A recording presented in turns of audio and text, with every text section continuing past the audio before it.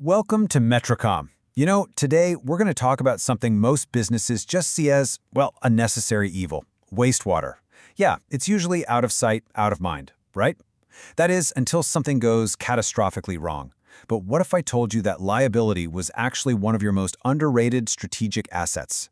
In this explainer, we're going to completely flip the script on how you see wastewater, turning it from just a cost into a powerful control point for your entire operation.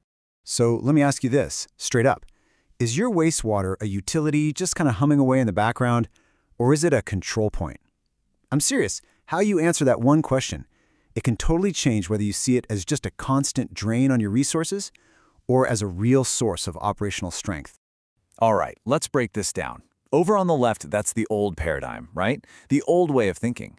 Wastewater is just a technical problem, it's a headache, it's a line item on the budget that you just have to pay. It's a cost center. But look over on the right. This is the new paradigm. It's not a problem anymore. It's a control point for your compliance. It's not just some utility, it's a full-on risk control system. And it's not just a cost, it's a genuine opportunity. That's the mental shift we're going to make today. So, how do we actually get there? Well, that brings us to our first section here, a problem of perspective. See, the key isn't just about throwing new technology at it. It's about a whole new way of seeing. It all starts when you stop hiding wastewater management in some operational closet and start looking at it from a completely different angle, one that goes way beyond just the utility bill. Look, it really doesn't matter if you're running a tiny workshop or a massive factory. If you use water, you have to have solid answers to these questions. What's actually in our water? When it leaves our facility, where does it go? Who is responsible for it? And this is a big one. What are our legal limits? The answers to these questions literally determine your operational, legal, and financial exposure.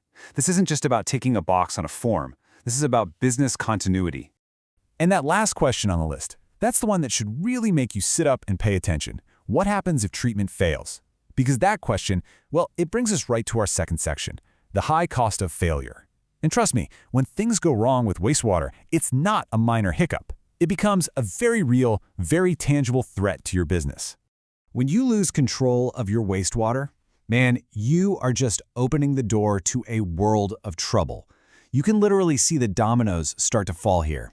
It usually starts with something small, like a permit breach, but then that leads to some hefty financial fines. And it doesn't stop there. We're talking about environmental damage that can absolutely cripple your reputation and, in the worst-case scenarios, a complete operational shutdown.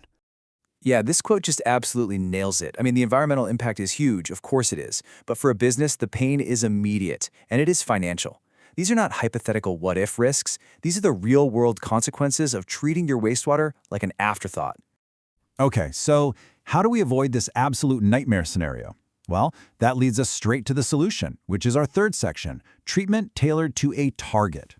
The key to remember here is that effective treatment isn't some generic one-size-fits-all process. Nope. It's a precision tool, and it's designed to hit a very, very specific target. It's actually pretty simple when you think about it. You can't treat what you don't know is there. Domestic wastewater, for example, is full of organic materials. We measure those with things like BOD and COD, which basically gauge how much oxygen the waste is going to suck out of the water.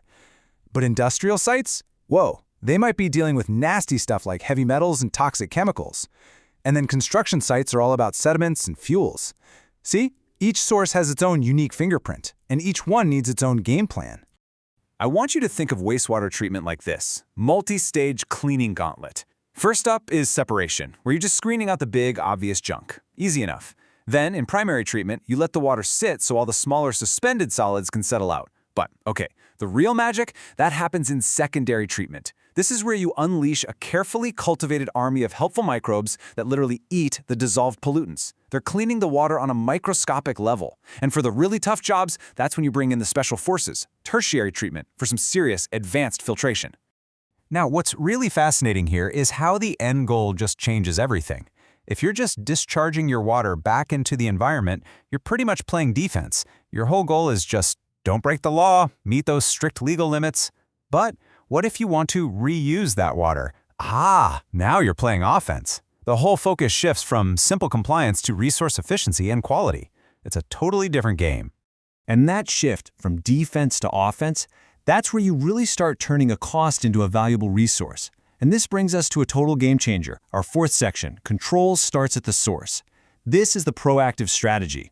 This is the realization that the most effective, and by the way, the cheapest, treatment starts long before the water ever gets close to the plant. This right here, this is probably the single most powerful idea in all of wastewater management. The most effective way to treat pollution isn't at the end of the pipe. It's by stopping it from getting into the water in the first place. The smartest strategy is always proactive, and it all begins right at the source. I mean, it's a really simple idea when you think about it. Your treatment plant can only handle what you send it, right? So the absolute smartest move you can make is to control pollution upstream, inside your facility. And this means simple but critical things, like good housekeeping to keep floors clean, smart chemical handling, and this is a huge one, making sure only the right things go down the drain.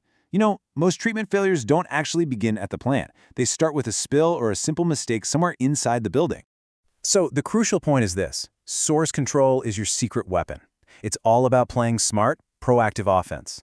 And when you master that, you bring it all home, and you get to the real prize, which is our final section, the strategic payoff. Okay, let's bring it all home. All of these ideas, understanding failure, tailoring the treatment, mastering source control, they all point to this one powerful conclusion: seeing your wastewater management as a strategic control point. So what does that actually mean in practice? And this slide just lays out the payoff perfectly. You're not just reducing pollution anymore, you are improving your day-to-day operational control. You're not just avoiding fines, you are actively reducing your business and compliance risk. And you're not just treating water, you are laying the foundation for water reuse, literally turning a cost center into a competitive advantage. That's massive. So I'm going to leave you with this one question to take back to your own operations. Is your wastewater system a ticking time bomb, a hidden liability just waiting to go off? Or is it a managed asset, a source of strength that actually makes your business more resilient and more efficient?